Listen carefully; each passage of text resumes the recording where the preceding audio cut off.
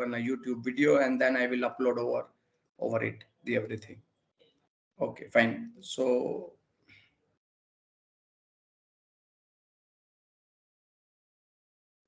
yesterday we discussed about not yesterday, because yesterday I have to cancel the lectures because of some other reasons. The types of investigations we were learning, and in that we started with investigation into the affairs of a company as per the Companies Act 2013 under section 210, 212. That what we have discussed.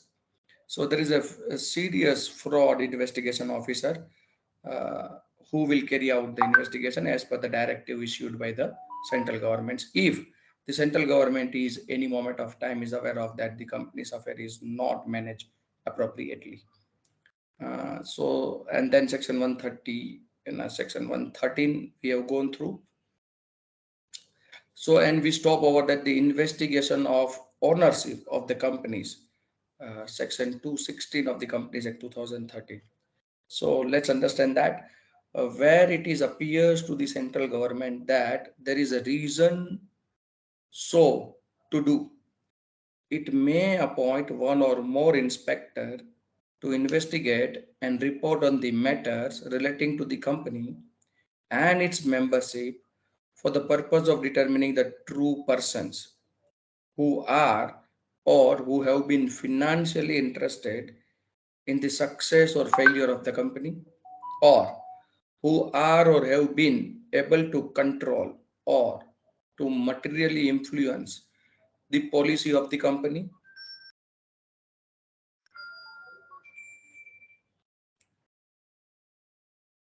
or who have or had beneficial interest in the shares of the company, or who are or have been beneficial owner or significant beneficial owner of the company. So if central government finds that a particular company is formed by the members for their own benefits, and there is no uh, benefits to the people at large. So while appointing an inspector, the central government may define the scope of the investigation, whether as res- uh, whether as respects the matter or the period to which it is extended or otherwise, and in particular may limit the investigation to the matters connected with a particular shares or debentures. So the scope of investigation shall be determined by the central government, subject to the terms of appointment of an inspector. His powers shall extend to the investigation of any circumstances suggesting the existence of any arrangement or understanding which, though not legally binding, is or was observed or is likely to be observed in practice, and which is relevant for the purpose of his investigation. So if any uh, some of the people have formed a company to get benefits of the company form of organizations, then in that circumstances the central government has power under section 216 to have an investigation of the ownership of a company. So the actual owners are different, and the actual beneficiaries are different, and the owner who are registered under the companies as a shareholders are different. So in that circumstances, the investigation can be carried out. Is it clear, Bacho?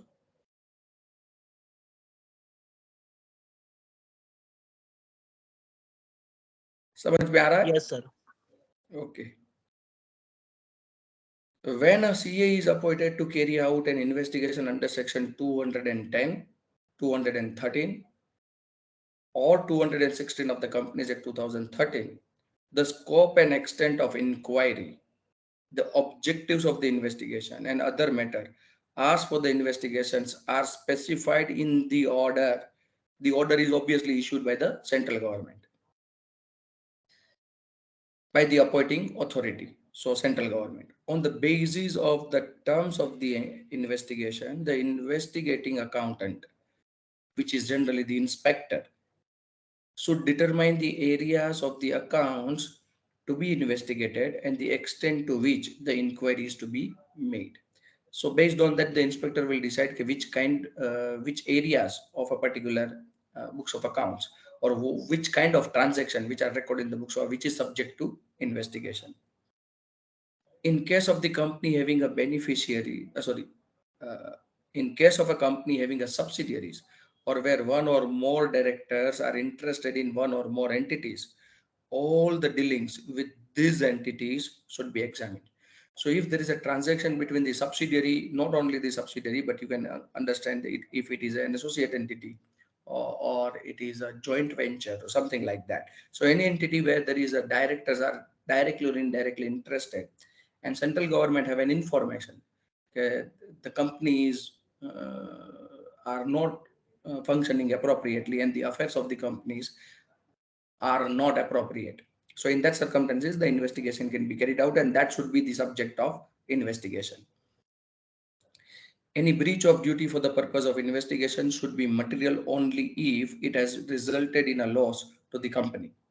In such case, the factor responsible for the losses, besides the amounts thereof, shall have to be investigated.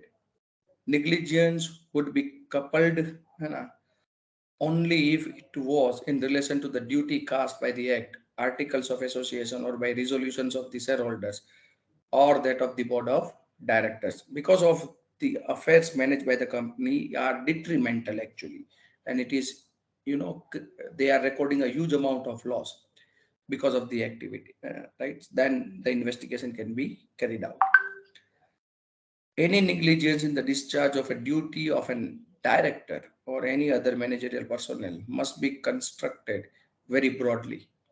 So obviously those who are in the board of directors and those who are the directors who are actually managing the entity, they have to manage sincerely and honestly the entity.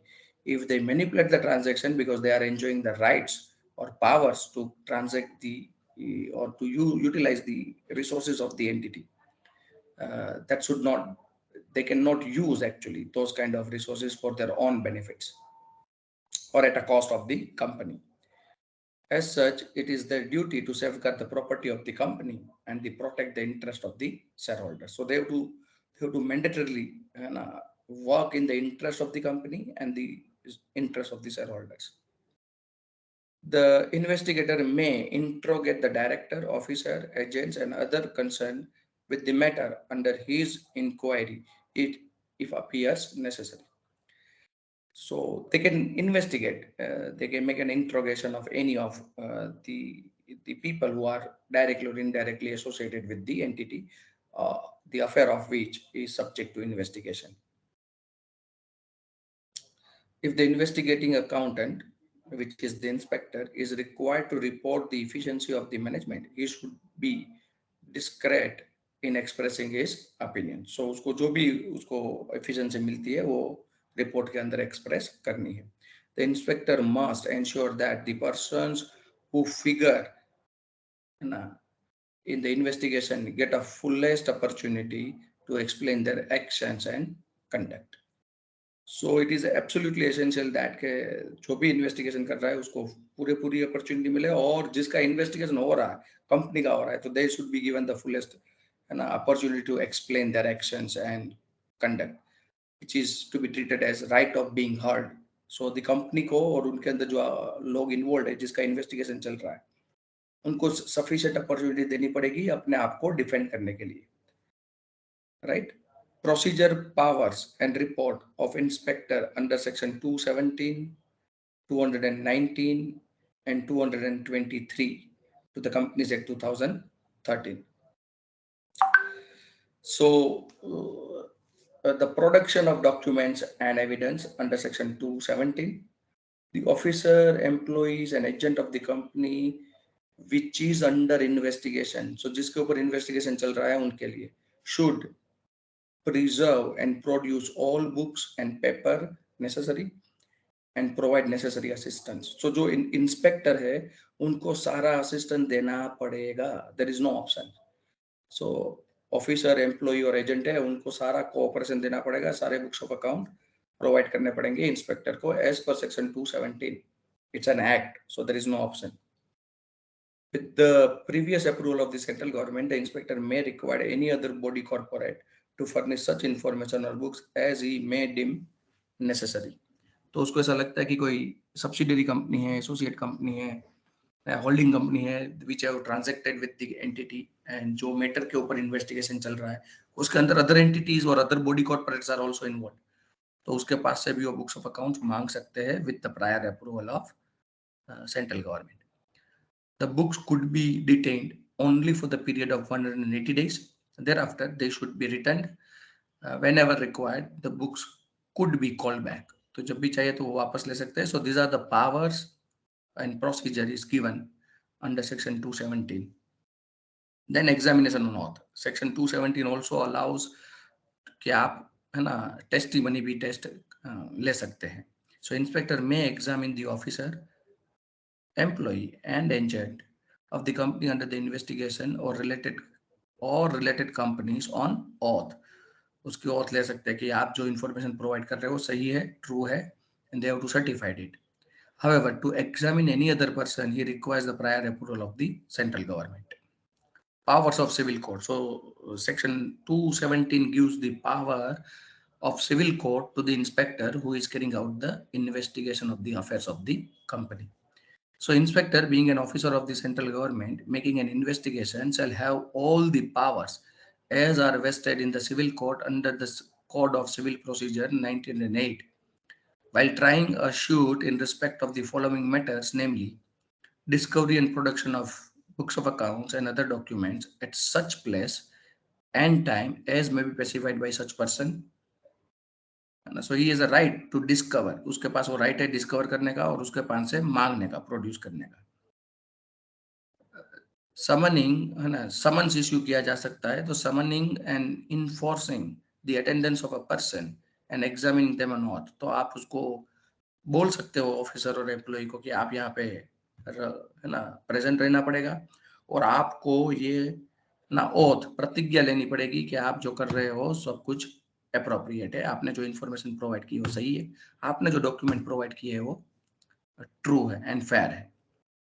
And inspection of any books, registers and the other documents of the company at any place. So उनके पास ये भी power है कि वो जाके उसका inspection भी कर सकते हैं. Nobody can deny, right?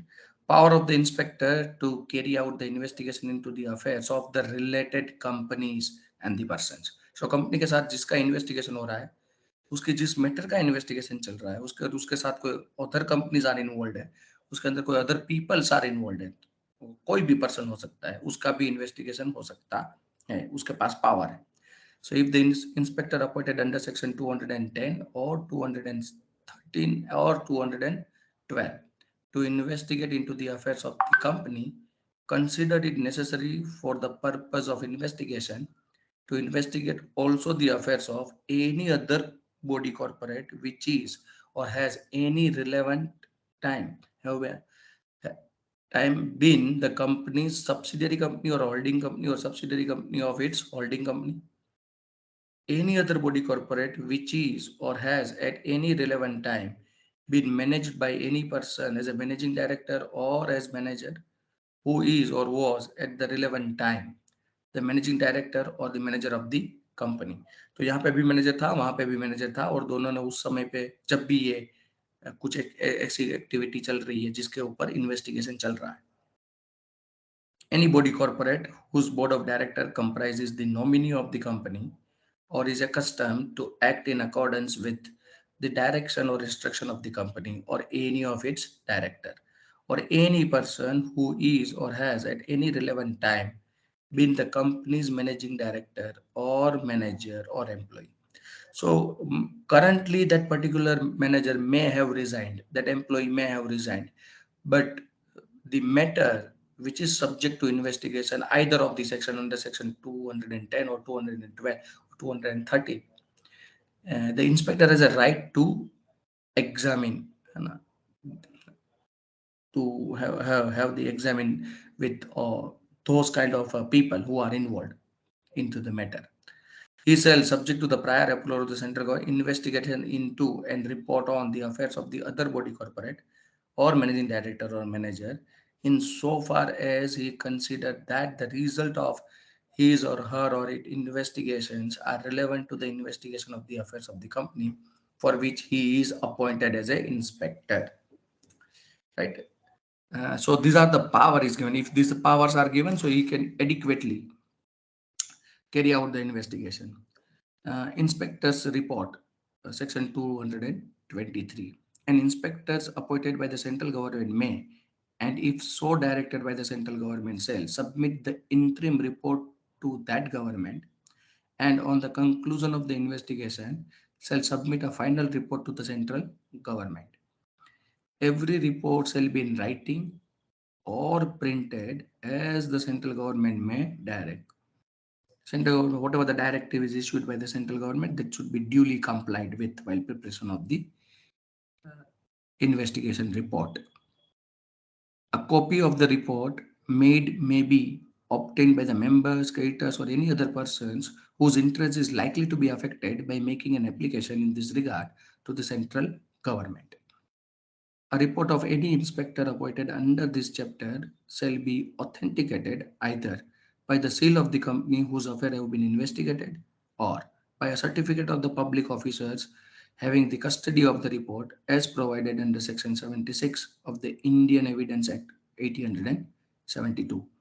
And such report shall be admissible in any legal proceedings as evidence in relation to any matter contained in the report. So this is what is all about the, so whatever the report is submitted by the inspector after the end of the investigation, it is a legal binding, and it can be a valid evidence under the court of law. Are you able to understand, dear students? Yes.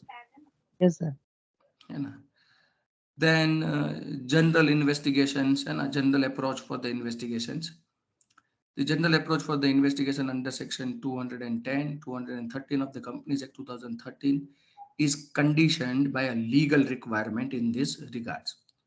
Investigation under section 210 and 213 do not call for any partial approach.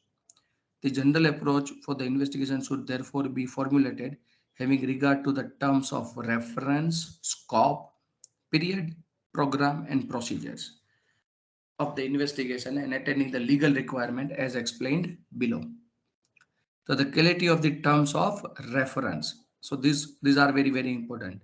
So inspectors should ensure that the terms of reference are clear, unambiguous, and in writing.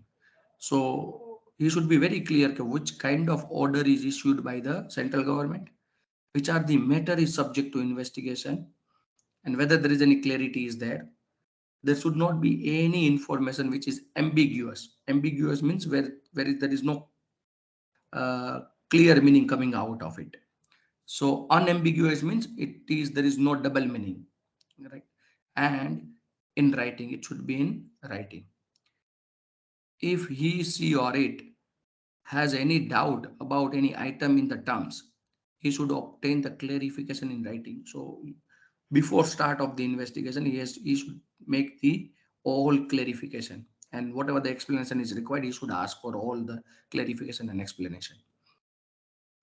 He should also take into consideration the possible effect of limitations, if any, put in terms of reference, and should keep the central government informed in writing about their effect on the investigation. If there is any limitation that a particular transaction are not subject to investigation, you are not supposed to examine those. So you clearly mentioned that if I am not going to examine those transactions, and then probably the matter for which I am appointed as an investigator would not be able to investigate appropriately. And what are the reasons behind that? You have to communicate with the central government. The scope of investigation. The inspector should determine the scope of investigation on the basis of the terms of reference. At this stage, it may be useful for the inspector to go into the history of the company and its affiliations or associations. So किस किस के साथ affiliate थी, किन किन के साथ उनका associate था, और which kind of history of company means which kind of activities they are carrying out, whether it is appropriate or not, whether it is in line with the memorandum of association or articles of association, and it is in within the parameters which is set under the Companies Act 2013. He should evaluate the terms of reference in sketching the scope of the investigation, This will enable him, her, or it to locate the limitation, if any, in terms of reference not clearly mentioned. What is the period of investigation? That is also very, very important. The inspector should also have regard to the period over which the investigation should stretch. Investigation could be of 3 months or 6 months. It could be of a 1 year, or it could be of a 3 year, 5 year. It depends, okay, which kind of information the central government has and why the central government has decided to carry out the investigation. So it depends upon that. So you need to understand you need to understand about what is the period of investigations. So evaluation of the terms of reference and the sequential determination of the scope of investigations are the twin props on which the entire investigation would rest. तो कहाँ से शुरू होगा उसके ऊपर वो depend करता है. Framing of program, obviously, right? Now I am not reading everything which is written over here, so you can read by yourself. Framing of program means how he has to, as per the terms of reference or scope and the period. Now the auditor is able to understand what he has to require to do. So he will prepare an entire program of conducting the investigations. So whatever the program is framed, it should be systematic, logical, reasonable. It includes all the reasonable steps, all the reasonable documentations. He should examine all the relevant uh, documents which is necessary to reach to a conclusions. So, and it is step-by-step instruction and procedure which is adopted for the purpose of investigation. So that is framing of a program. In while framing a program, he should be very clear that none of the matter for which the investigation is to be carried out left out. And so it should be adequately incorporated into it, and sufficient documentary evidence should be collected. So there is none of the matters which are material in nature should be left out. So accordingly, the program should be developed. Using the work of expertise, any moment of time, if any of the matters which requires the expert's help, the inspector has a right to use the work of the experts. He can appoint and he can work. Obviously, he has to ensure that the expert is, doing his job appropriately. Legal requirements and investigation report, and because it is a legal requirement, he has to prepare a report. There is no option, and he has to submit to the central government with all the documentary evidence that why he has reached to a particular conclusions, uh, and he has to give all the reasons. Okay, whatever he has his finding is, and at the end of the investigation, he has to report accordingly. Am I clear to all of you? Yes, sir. Yes, sir. Okay. Now these all are very, very, I'm the investigation on behalf of incoming partner. So if there is already an existing partnership firm is there, and they want to admit, the someone as a partner, and there is another person who is, ready to join that particular partnership firm. But before joining that partnership firm, he is in dilemma. He or she has a dilemma that whether to become a partner or not in that particular partnership firm. So the person who wants to become a partner may carry out the investigation. So he appoint the investigator, right? Who will guide him, who will examine the affairs of the partnership firm, and he will suggest the investor or the prospective partners that whether it is worthwhile to become a partner in that particular partnership firm or not. So the purpose is to know whether the terms offered to him, her, or it are reasonable, having regard to the nature of the business, profit records, capital contribution, personal capabilities of the existing partner, etc., etc., and whether it is worthwhile. Areas to be covered, right? Generally यहाँ पे लिखा है weather, है ना, to ascertain whether purpose के अंदर to ascertain whether the capital to be contributed by him, her, or it would be safe and applied usefully or appropriately, and it is essential or it is beneficial to become a partner. That what is the purpose. Area to be covered, So what are the areas to be covered is the history of firm, what kind of transaction they are carrying out, and whether there is a future scope is there. Partnership deed, obviously, it should be thoroughly examined the partnership deed because various provisions, rights, benefits, profit sharing ratios, and so many rules and regulations. And particularly, यहाँ पे शायद नहीं लिखा होगा, but if there is any dispute between the partners, how it could be resolved. So that provisions can also be there, right? Then record of profitability, right? So you need to understand whether what kind of profitability is there, assets and liability position, whether there are sufficient. Just a minute. Let me.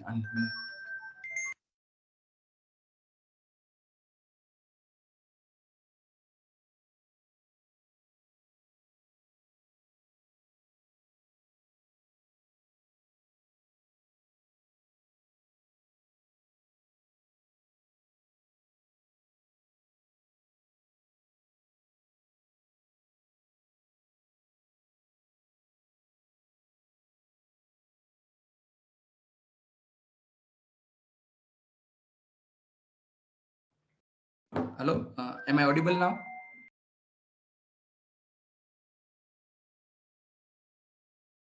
Yes, sir. Okay, fine. Recording is still going on. Right. So assets and liability positions should be investigated whether it is worthwhile to become right, or particularly in case of assets like intangible assets, whether they are appropriate, or as far as the liability is concerned, this is contingent liability should be thoroughly examined because those liabilities are just reported as a footnote. So there should not be any huge liability in future if a particular person becomes an incoming partner and there is a unfortunately there is a contingent liability become a liability, actual liability, then it would be very difficult. Position of the order, है ना? Assess the position of the order at hand means what kind of sales prospect is there. The terms of finance, whether the entity has taken a loan and even if the loan is appropriate or not. Contractual and legal obligations. If the partnership firm is entering into any legal obligations or contracts with any of one, either with the employees or with the suppliers or anyone, right? So it should be thoroughly examined, and all these points should be with a view to whether it is worthwhile to become a partner or not. So the person who is carrying out the investigation will thoroughly examine all these points and advise the incoming partners whether it is appropriate to become a partner or not, right? Then contractual and legal obligation, then composition and quality of the key personnel, which kind of employee they have, whether they are honest, whether they are sincere, they are knowledgeable, and they know how to do their job. So the quality of key manager personnel, because the success of any entities depends on their employees. The reasons for offer for admission, why they want to admit the new partner. They want to actually they want to expand the business. They have a good better opportunity, but they do not have the sufficient fund to expand, so they want to this could be one of the reasons that they want the offer and admission. So whether the terms of offer is appropriate or not, looking to the all these matters right from the beginning to end, right? A record of capital employed and the rate of returns of the past, manner of computation of goodwill, and partial clauses exist in the partnership to allow the future partners also. So this all should be examined, and based on all these examinations, obviously documentary evidence should be appointed. There should be a sufficient cooperation by the partnership firm, and based on his findings and documentary evidence, he will suggest the incoming partner whether to become a partner or not. Am I clear, dear students? Yes, sir. Right? Yes. Okay. And then, investigation on behalf of the borrowers actually. So, अगर आप बोरो करने जाओगे है ना, loan लेने जाओगे तो जो लेंडर है वो भी इन्वेस्टिगेशन करवाएगा, राइट? और अगर आपके पास बहुत सारा पैसा है, कोई आपसे मांगने आता है, तो आप उसको पैसे देने से पहले इंक्वायरी करवाओगे, इन्वेस्टिगेशन करवाओगे।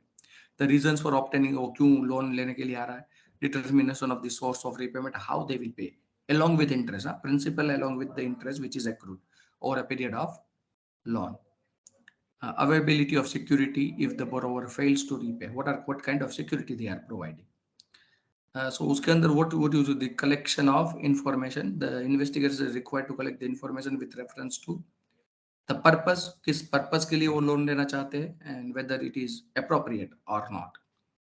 The manner in which the borrower propose to invest the amount of loan, वो कहाँ पे investment करना चाहते हैं, और whether वो investment में से sufficient profit generate होने वाला है, which would be sufficient to repay the interest, liability and principal amount. Schedule of repayment, finance, financial standing and reputation, उसकी reputation कितनी है, credit worthiness कितनी है, right? Or financial, how much money they have and how much they are capable of generating. Authorization under the, if it is a company, memorandum and articles of, if it is a partnership firm, by the partnership deed. History of growth and development. This is the most important, the history of growth and development. So what kind of growth strategy they have, whether they are profitable ventures and they are in the past, they are able to generate a appropriate amount of profit, which will be sufficient to repay the interest as well as the principal amount. And they have a sufficient amount of security. Security plays an important role. Without security, nobody will lend the money. So this is important.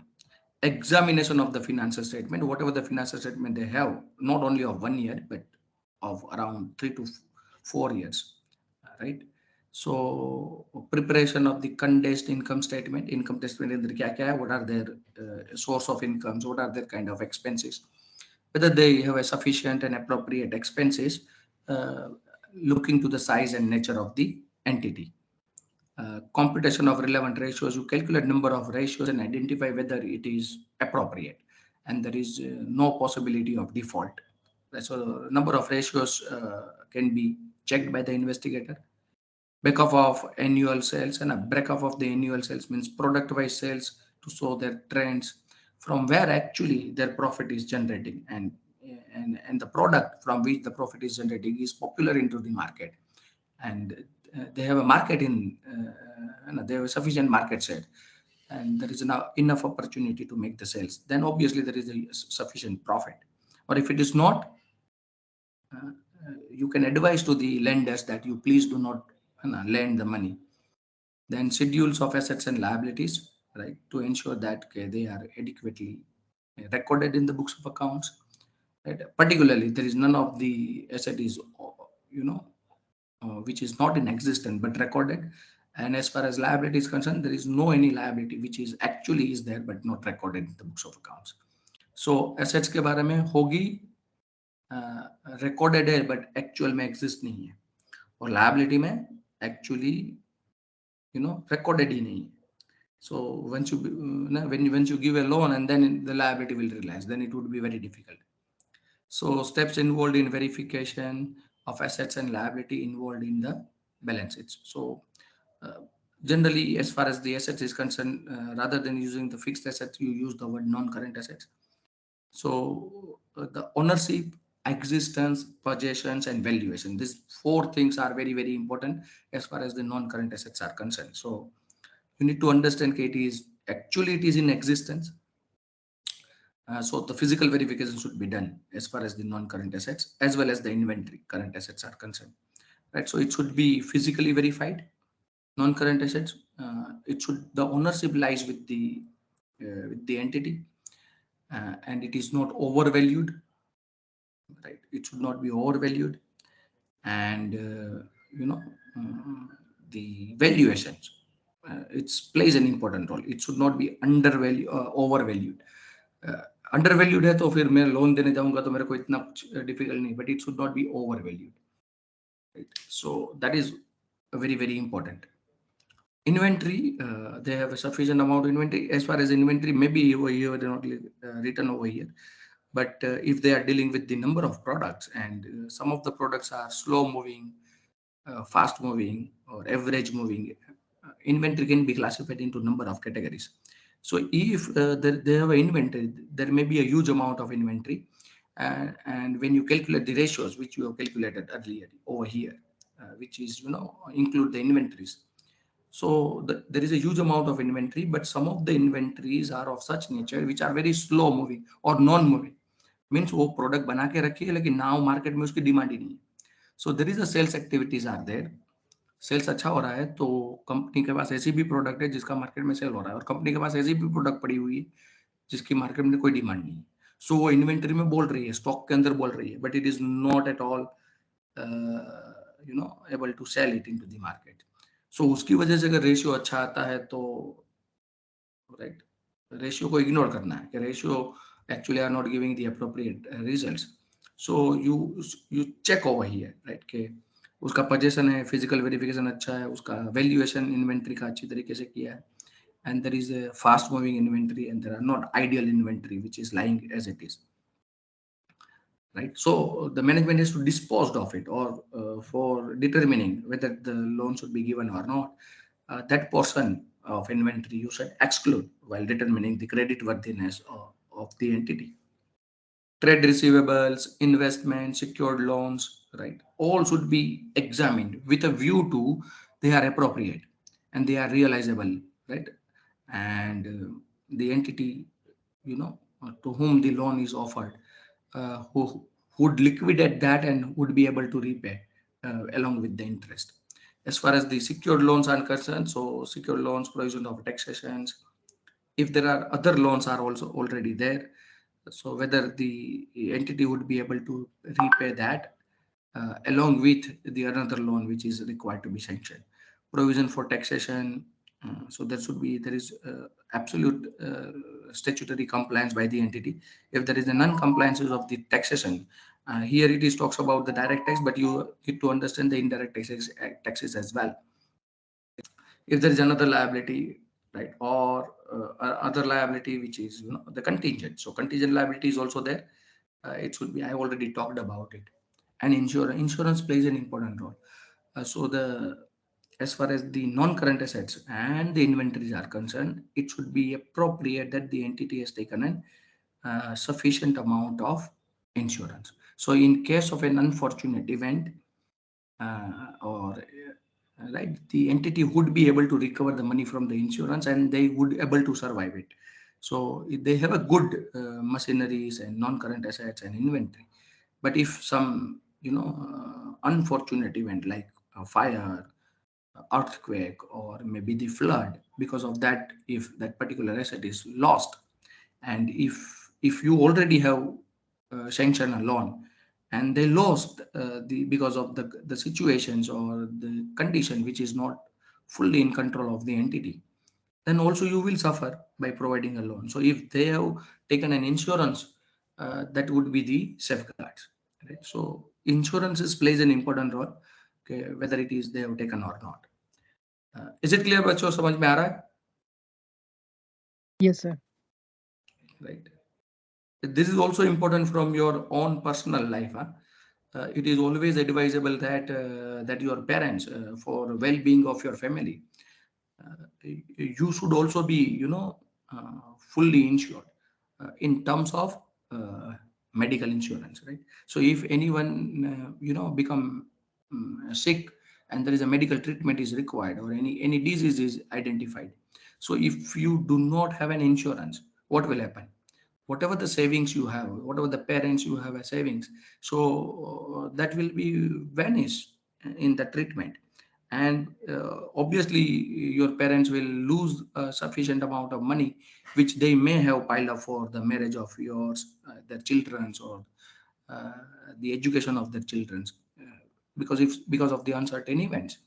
So if you have taken an insurance, right, and if you pay a little bit of an insurance amount premium, that could be one of the expense, but if you are able to afford it, in some certain unfortunate event which is not in control of the family, would be adequately taken care of. So same way in personal life, same way in the business.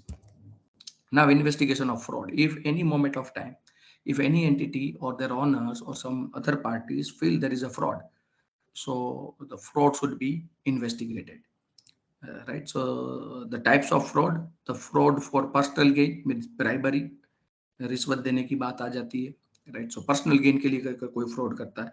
Corporate frauds, right? Or irregularities means advance billing, sell or dummy company schemes, right? So this kind of I'm not reading the types of fraud, but this is self explanatory. आप advance billing करते हो, actually billing नहीं करना है फिर भी कर देते हो और पेमेंट कर दे निकल जाता है. So this kind of frauds.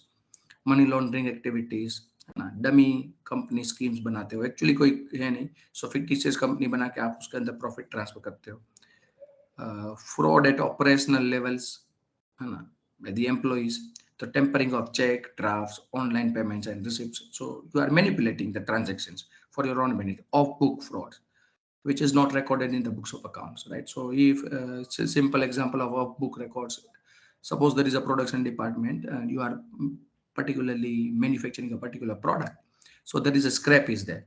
So suppose you manufacture 1,000 units, and then there could be a, the scrap of around 1 lakh rupees which is generated, and the value of that scrap is 1 lakh rupees, but you want to manipulate. So the production manager or the someone who wants to manipulate with the money, he may say that whenever we manufacture the 1,000 units, and even though there is a 1 lakh rupees of a scrap, they will record it is only of a 10,000 rupees. But actually they will sell it at 90,000 and 1 lakh rupees, but they will record only it is sold at 10,000 rupees. So there is a settlement. So that is known as off book fraud, जो generally record नहीं होता है. Case misappropriation, case is utilized for personal purpose. Timing and leading method of fraud means पैसे एक customer के पास से मिलते हैं और वो मैनिपुलेट हो जाते हैं, पर्सनल पर्पस के लिए यूज होता है, फिर दूसरे के पास से मिलते हैं. जनरली डेटर्स होते हैं, एंटिटी के अंदर बहुत सारे डेटर्स होते हैं, तो एक डेटर पैसा देता है तो मैं वो पैसे अपने पर्सनल पर्पस के लिए कैशियर यूज करता है, और फिर दूसरे के पास से मिलता है तो वो पहले के पास से मिला ऐसा दिखाएगा, फिर तीसरे के पास से मिलता है वो दूसरे के पास से मिला ऐसा दिखाएगा, फिर फोर्थ के पास से मिलेगा वो तीसरे के पास से मिलेगा. So none of the debtor will remain outstanding for a long period of time. So management और auditor will not be in a position to identify that there could be a fraud or misappropriation of cash. So that is known as a timing and leading method of fraud. Fraudulent disbursement, गलत तरीके से पैसे distribute किए हैं, right. Expenses reimbursement scheme, actually कोई expense हुआ नहीं है फिर भी आप रीइंबर्स की स्कीम लाते हो और उसको पेमेंट करते हो और मनी को मिसअप्रोप्रिएट करते हो. Payroll frauds, commission frauds. So there are a number of kinds of frauds. So this kind of a frauds can be there. The ways of committing the frauds. So case receipt. So whenever there is a receipt of case, if it is manipulated, if it is not recorded on a timely basis or as per the rules and regulations, that is known as a case receipt fraud. Same with whenever the payment is done. So it is, the payment related frauds are there.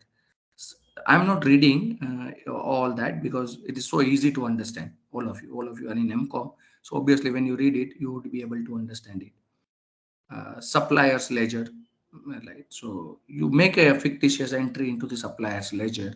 So you show that you have paid to the supplier on 10th of May. But actually you have not paid to the suppliers. Actually you are paying to the 27th or 28th, but you show as on 10th. सो आप 10 तारीख को payment दिखा देते हो, actual payment होता है 28 तारीख को, तो बीच में 18 दिन के लिए आप पैसा मैनिपुलेट कर लेते हो, राइट. सो क्रेडिट नोट इश्यू करते हो तो जल्दी कर देते हो और पैसा यूज करते हो, तो number of ways you can do manipulation. Customers ledger means जो डेट, ये सप्लायर में आप पेमेंट के थ्रू होता है. सो ये जो कैश पेमेंट है उसके अंदर ही सप्लायर लेजर आप ले सकते हो, और कैश रिसिप्ट है तो डेटर आपको रिसिप्ट देगा, कस्टमर्स लेजर, तो कस्टमर लेजर से भी आप कर सकते हो. Another is stock. This is fraud related to the goods. So अगर goods को misappropriate किया जाता है, right, और कोई ऐसे चीज पड़ी हुई है, anything which is given to the employee, which is belong to the entity, is utilized by the employee for their own personal purpose. So that is, the stock fraud related to the stock or goods. Investigation of various frauds. Case receipt को fraud है तो आपको case receipt में fraud ना हो तो there should be a strict internal control system. there should be a physical verification from time to time, and it should be surprise element should be there, right. So let me read that because that is the topic, investigation of various frauds. So case receipt को fraud को कैसे investigate किया जाएगा. Ascertain the nature of duties of the persons who is suspected to have committed a fraud, तो उसकी duties क्या है, उसके पास पावर क्या है, एक्चुअली पावर और ड्यूटीज क्या है दोनों समझना चाहिए. Examine the line of responsibility among the various members of the staff. Income receive from the different sources should be scrutinise.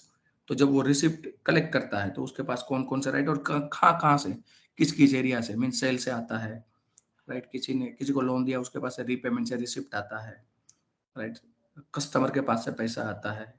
There are number of cash sales भी है, क्रेडिट सेल्स भी है, कोई एसेट्स बेची है उसका पैसा आता है, कोई मिसलेनियस इनकम है उसका पैसा आता है. So receipt can be any form.